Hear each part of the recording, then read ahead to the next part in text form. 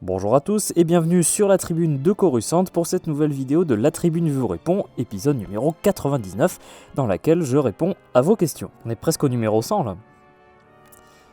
Va falloir célébrer ça. Avant de commencer cette vidéo, je vous invite à aller nous suivre sur les différents réseaux sociaux, que ce soit Facebook, Twitter ou Instagram, si vous voulez vous tenir au courant de l'actualité Star Wars. On commence aujourd'hui avec la question d'Alain Botella qui voudra en savoir plus sur les chevaliers impériaux.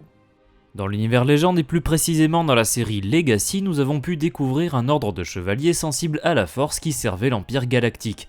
L'ordre des chevaliers impériaux fut fondé par Jagged Fell, le premier empereur du nouvel Empire Galactique. Jagged Fell n'était pas sensible à la force, mais il créa toutefois un ordre de chevaliers fidèles à l'Empire et à leur empereur. Bien qu'ils soient également connus sous le nom de Jedi impériaux, ces chevaliers étaient assez différents des Jedi. Alors que l'ordre Jedi est aligné avec le côté lumineux de la Force, les chevaliers impériaux étaient avant tout loyaux à l'empereur, et se refusaient à puiser leur pouvoir dans le côté obscur. Ce positionnement assez spécial poussait les Jedi à les considérer comme des Jedi gris. Alors que les chevaliers impériaux avaient été créés pour être fidèles à l'empereur, cette fidélité était conditionnée au fait que l'empereur devait suivre le côté lumineux. Si l'empereur venait à sombrer dans le côté obscur, le devoir des chevaliers impériaux était de le ramener du côté de la lumière. En cas d'échec, les chevaliers devaient le chasser du trône impérial. Outre ce cas précis, la loyauté d'un chevalier impérial envers l'empereur se devait d'être sans faille, les chevaliers ne pouvant ni trahir ni quitter l'ordre, des fautes qui étaient punies de mort. Les chevaliers impériaux, contrairement aux Jedi, considéraient que la force était un outil puissant. Ils étaient capables, dans certains cas précis, suivant la doctrine impériale, de faire certains choix froids et pragmatiques. D'après le maître Trace Sinde, les chevaliers servaient la force en étant loyaux à un empire qui apportait l'ordre dans la galaxie. Il était ainsi concevable pour eux de sacrifier des innocents si cela participait au bien commun. Il était important pour eux de maîtriser leurs peurs et leurs émotions afin de ne pas sombrer dans le côté obscur, un résultat de la discipline mentale stricte qu'ils apprenaient au cours d'une formation exigeante.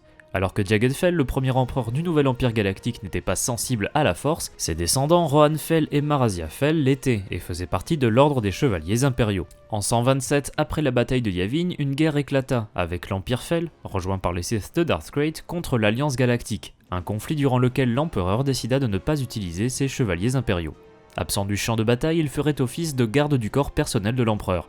Suite à la défaite de l'Alliance à la bataille de Camas, Naina Calixte, directrice du renseignement impérial, révéla aux chevaliers impériaux que les Sith prévoyaient d'éliminer l'empereur Fell. Grâce à cette information, Rohan Fell put se préparer. L'assassinat eut finalement lieu, mais c'est un double de l'empereur qui fut tué par Krayt, 4 chevaliers impériaux tombant pour défendre la doublure de l'empereur. Darth Krayt avait donc pris le contrôle de l'Empire, Fell et ses chevaliers devant partir en exil. Pendant 7 années, les chevaliers étaient toujours fidèles à leur empereur, qui œuvrait pour construire une large opposition à l'Empire de Krayt avec l'Ordre Jedi et l'Alliance Galactique. En 137 après Yavin, l'empereur recaptura la planète Bastion, marquant ainsi le retour de l'Empire en exil. Les chevaliers impériaux participèrent à cette seconde guerre civile impériale qui s'acheva en 138 après Yavin lors de la bataille de Coruscant.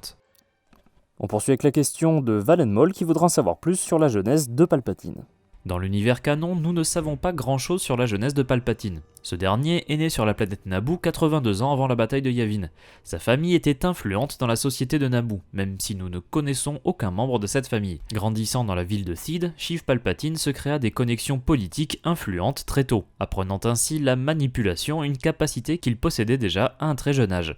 Nous ne savons même pas comment Palpatine est devenu l'apprenti de Darth Plagueis. Dans l'univers légende, nous en savons davantage à propos de la jeunesse de Palpatine. Né sur Naboo 82 ans avant Yavin, il était le fils de Kosinga Palpatine, qui avait également d'autres enfants, à savoir 2 garçons et 2 filles. La famille Palpatine possédait dans la contrée des lacs une maison ancestrale nommée Convergence, dans laquelle fut élevé le jeune Palpatine. Dès son plus jeune âge, Palpatine sentait un pouvoir important en lui, le rendant différent du reste de sa famille, une différence poussant d'ailleurs Kosinga à remettre en question leur lien familial.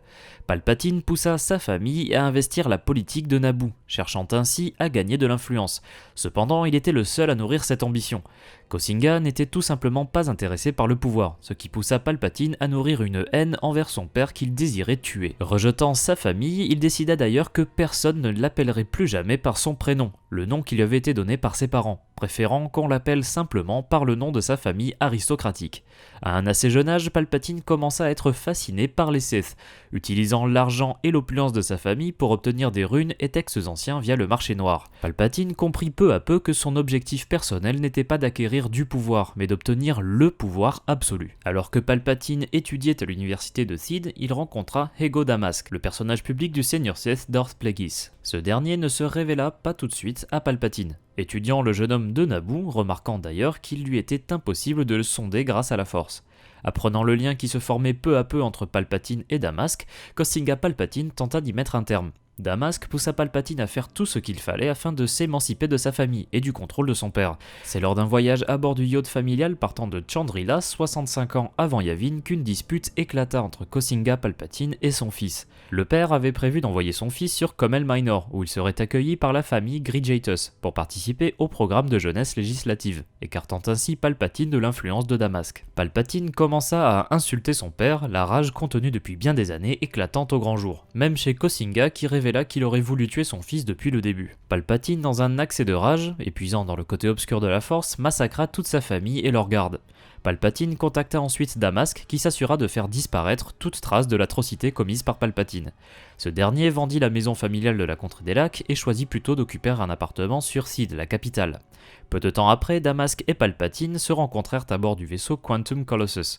Plagueis estima que Palpatine était digne d'intégrer les Sith et lui donna un nouveau nom, Darth Sidious. Par la suite, Palpatine vécut donc une double vie, représentant Naboo au Sénat de la République tout en recevant les connaissances de son maître Darth Plagueis et en entraînant en secret le jeune Zabrak nommé Maul, initialement en tant qu'assassin au service des Sith. Plagueis et Sidious œuvrèrent pour finaliser le grand plan des Sith initié par Darth Bane 1000 ans plus tôt. Les deux seigneurs noirs manipulèrent divers événements galactiques, comme entre autres l'élection du roi Bon Tapalo sur Naboo et la négociation de vente du plasma de Naboo à la Fédération du Commerce.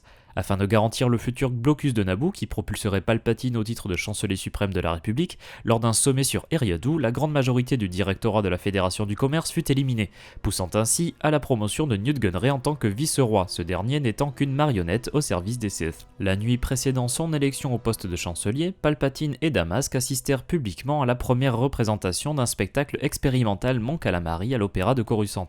Après cette soirée, les deux Sith allèrent à l'appartement de Damask pour célébrer le triomphe imminent de Palpatine. Alors que ce dernier répétait son discours de victoire, incitant son maître à boire du vin, Plagueis sombra à cause de l'alcool. C'est ainsi que Palpatine profita de l'état de faiblesse de son maître pour l'éliminer. Palpatine ne désirait pas partager le pouvoir, et en tuant Plagueis, il devint de fait l'être le plus puissant de la galaxie. Chancelier de la République, seigneur noir des Sith et futur empereur de la galaxie. Pour connaître en détail l'histoire de Palpatine et de Plagueis, je vous recommande fortement la lecture des romans Vent de trahison et surtout Dark Plagueis, dans lesquels vous retrouverez toutes les machinations des deux seigneurs noirs, y compris concernant les midi-chloriens et la prophétie de l'élu. Merci d'avoir regardé cette vidéo, j'espère qu'elle vous a plu. Si c'est le cas, n'hésitez pas à laisser un like, à la partager et à vous abonner en activant les notifications si vous ne voulez pas rater les prochaines vidéos de la Tribune de Coruscant. Vous pouvez nous poser vos questions dans les commentaires de cette vidéo ou par message sur nos différents réseaux sociaux, Facebook, Twitter ou Instagram. A bientôt et que la force soit avec vous.